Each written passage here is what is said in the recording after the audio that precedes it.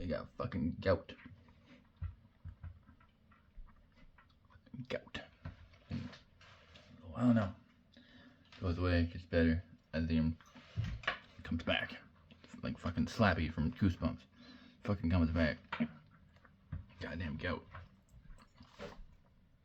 We look at my cat, and she's a sweetheart. She's power struggle sometimes, but she did not intend to do this. But it's like I was sitting on the edge of my bed, right, and the first I think it's the first or second night I got this fucking extreme fucking pain in my foot. Not only it's not I don't have the diagnosis. It seems to be what lines up fucking Google Health, whatever the fuck. Extremely fucking painful.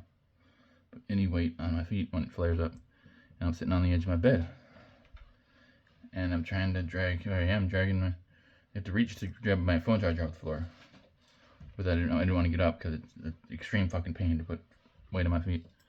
So I dragging the cord across the floor, and Buddha got thinks I'm trying to play, and I've been kind of deep fucking debilitated. So I'm not up and about, and she's like kind of bored and probably annoyed with me for not being more active, and she and then it was I get fucking traumatized because she came up, she thought I was trying to play, and so she saw the fucking charger drag across the floor. She came and jumped, and it was just I knew exactly. It's like I saw it coming.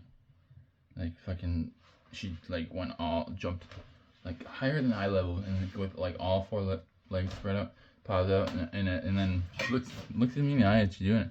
And I'm just like, and I can see it coming. I'm like, Boudica, no, and that scares her.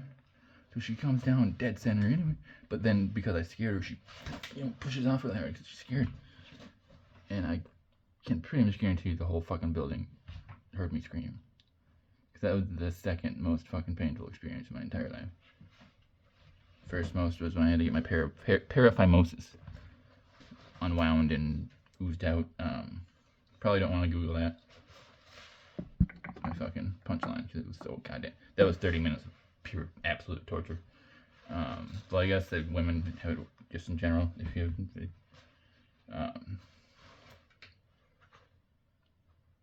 yeah, I guess women got it rough, to say the least, because they said that they're getting like paraphimosis. Fucking again, you probably don't want to Google that because if you Google it, like there's fucking sketches and stuff, and you probably don't want it. Like seriously, don't unless you like into fucking mutilated dicks, like fucking engorged, swollen, like gout on your dick pictures. You probably do not want to Google what I'm telling you about. Like to be honest, just straight up, it's not quite gout on your dick, but it's not a pretty picture. It's not. Mechanically, it's something different. It's never mind. But it's like they told me it was the closest thing experience a man, like a biological man, can come to experiencing the pain of childbirth. 30 minutes of absolute, just have screaming, like think at the end of Braveheart, but like how it was in real life because William Wallace you're getting disemboweled, and it's like it's William Wallace, but he's not fucking defying the fucking laws of nature. He's in screaming, agonizing pain. Like fucking off, Mel Gibson. Like fucking, you don't get your little fucking twists in and no bridge at Sterling. Like it's the whole reason they won the whole way they won the fucking battle is not because they didn't. Mel Gibson was not the first person to think of long spears.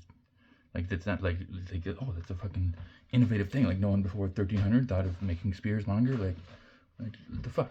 No. They had there was a bridge, a narrow bridge, and the fucking Scots, William Wallace, laying hiding under the bridge, and they fucking ambushed them and caught him on the bridge, bottlenecked, and all the Englishmen couldn't ford the river, and they all died on the bridge of Stirling. So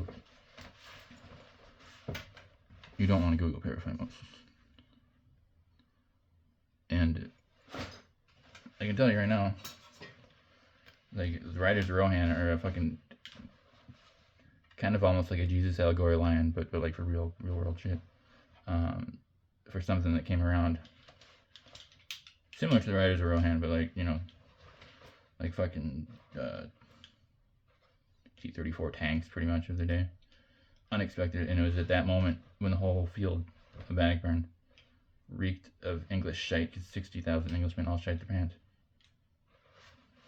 I still would prefer that to being an Englishman, I panic burn and verify most.